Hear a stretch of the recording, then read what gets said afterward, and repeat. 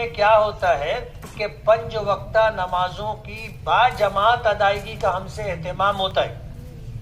امامت معمولی خدمت نہیں ہے، بہت مشکل کام ہے. میں کئی مرتبہ سنا چکا، ایک مصلی تھا مجھ سے کہنے لگا کہ آپ امامت کرتے اور تنخواہ لیتے، آپ اگر امام نہیں رہتے تو بھی تو آپ کو نماز پڑھنی پڑتی نا، تو جو نماز آپ پڑھتے وہی نماز آپ بجائے چٹائی کے مصلی پر پڑھ لیے تو آپ پگار لیں گے کیا؟ میں نے کہا نہیں، بات ایسی نہیں ہے، سمجھ کا فرق ہے. بولو ایک کام کرو. بولے کیا؟ میں نے کہا تم مہینے بھر 5 وقت کی نماز ہمارے مؤذن صاحب کے بازو میں پہلی صف میں پڑھو، جو پگار ملے گی وہ تم لے لینا، جو تنخواہ ملے گی وہ تم لے لینا.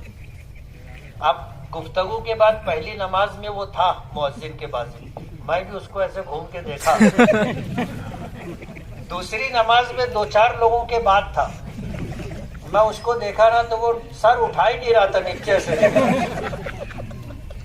تیسری نماز میں پہلی صف کے آخر میں تھا اور چوتھی نماز میں نہیں تھا پہلی صف میں. اب ہمارے یہاں سہولت یہ ہے کہ نماز پڑھائے، سلام پھیرے، دعا کیے، نکل کے میں مدرسے میں چلے جاتے، اور وہاں سے دروازہ ہے، میں بھی صحن میں آ کر کے کھڑا ہو گیا اس کا استقبال کرنے.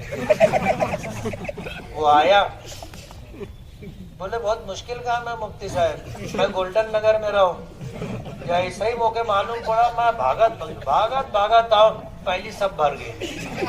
بولا اب تورا کہاں بولنا ہے؟ بولے کم پگار دے.